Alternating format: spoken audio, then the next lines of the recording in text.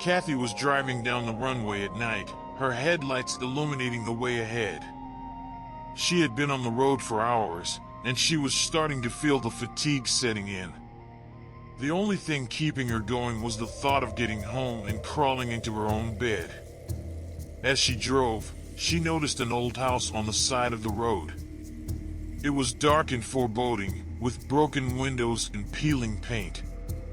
She felt a shiver run down her spine, and she couldn't help but wonder who would want to live in such a place. That's when she saw him. An old man, standing on the porch of the house, watching her as she drove by. His eyes were dark and mysterious, and she could feel them following her as she passed. Kathy couldn't shake the feeling that something was off about the old man and the house. She had heard stories about this road before, stories of ghosts and supernatural occurrences, and she couldn't help but wonder if there was something more to this old man and his house. She decided to pull over and ask the old man for directions.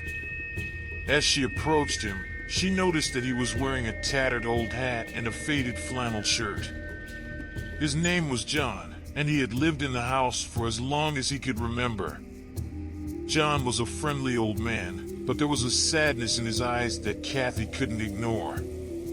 She asked him about the stories she had heard about the road, and he told her about the ghost of a man named Big Georgie. Big Georgie had been John's friend, a kind-hearted man with a gentle spirit. But one night, he had been murdered in the forest near the road, and his spirit had never been able to rest. John told Kathy that Big Georgie's ghost still haunted the area, appearing to travelers on the road at night. He warned her to be careful and to avoid driving on the road after dark. Kathy couldn't shake the feeling that there was more to the story of Big Georgie. She felt a strange connection to the ghost, as if she knew him somehow. As she drove away, she couldn't help but feel drawn back to John's house. She wanted to know more about Big Georgie and the events that had led to his death. She returned to the house the next day and asked John to tell her more about his friend. John told her about the night of the murder, how Big Georgie had been walking home from a local bar when he was attacked by a group of men. Big Georgie had fought back, but he was outnumbered and outmatched. He was beaten and left for dead in the forest, his body never found. Kathy felt a sense of sadness wash over her as she heard the story. She could feel the pain and anguish in John's voice, and she knew that the loss of his friend had affected him deeply. But as she listened, she also felt a strange sense of connection to Big Georgie. She couldn't explain it, but she felt as though she knew him somehow. Days turned into weeks, and Kathy found herself drawn back to John's house again and again. She would sit with him on the porch, listening to his stories and feeling a strange pull towards the ghost of Big Georgie. Then she told John suddenly, "I want to talk with Big Georgie." Then moment of silence from John, but one not moment at all for Kathy. She felt it hours finished when John asked her, "Really you want this?" "This is the first time anyone asked this. All who come here only asked, how can I get out from here? No one care about Big Georgie." One night, as she was driving down the runway, she saw a figure in the distance. It was Big Georgie, his ghostly form floating in the air. She could feel his presence, his kind heart radiating out towards her. She pulled over and got out of the car, feeling a sense of peace wash over her. Big Georgie's ghost approached her, his eyes filled with kindness and understanding. "You are the first one wanted to talk with me," Big Georgie said. "Who are you?" she asked, her voice barely above a whisper. "I think that John told you about me," Big Georgie said. "I want you to tell me I felt attracted to you and to listen to your story," she said. "I am Big Georgie," the ghost replied. "I am the one they call the ghost of this road." Kathy felt a sense of awe wash over her. She had heard the stories of Big Georgie, but she never thought she would actually meet him. "Can you tell me your story?" she asked. Big Georgie nodded. "I was walking home from the bar one night when a group of men attacked me. They beat me and left me for dead in the forest. My body was never found, and my spirit has been wandering this road ever since. Kathy felt a sense of sadness wash over her as she heard Big Georgie's story. She could feel the pain and anguish in his voice, and she knew that the loss of his life had affected him deeply. "I'm sorry for what happened to you," she said. "But you can't keep attacking people on this road. You need to find peace and move on." Big Georgie looked at her with surprise. "You are the first person who has ever shown me kindness. I will do as you ask and find peace." Kathy felt a sense of relief wash over her. She knew that Big Georgie's spirit had been restless for too long, and she was glad that she could help him find peace. As she got back in her car and drove away, Kathy felt a sense of gratitude for the experiences she had had on this road. She had met John, a kind and wise old man who had taught her about life and death. And now she had encountered the ghost of Big Georgie, a kind-hearted man who had been taken too soon. From that moment on, Kathy knew that she had been forever changed. She had learned to appreciate the beauty and mystery of the world, even in its darkest moments. She knew that there would always be dangers on the road, but she also knew that she had the strength and courage to face them.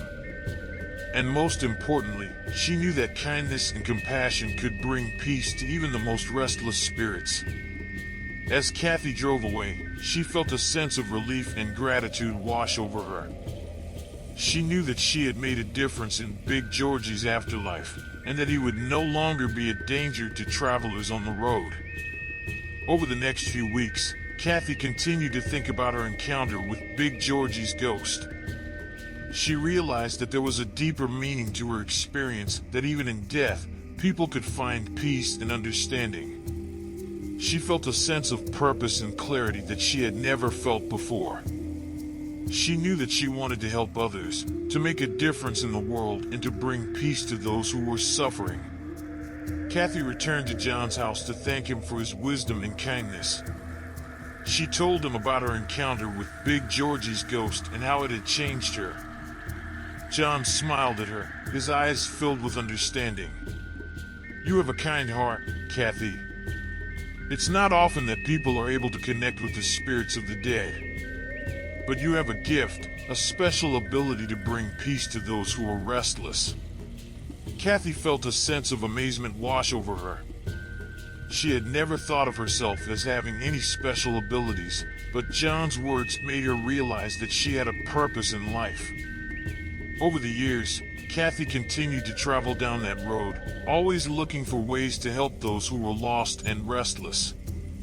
She became a beacon of hope and light in a world that was often filled with darkness. And though she never encountered Big Georgie's ghost again, she knew that his spirit was at peace, and that he was watching over her, grateful for the kindness she had shown him in his time of need. Months passed, and as Kathy continued to travel down that road, she felt a sense of peace and purpose that she had never experienced before.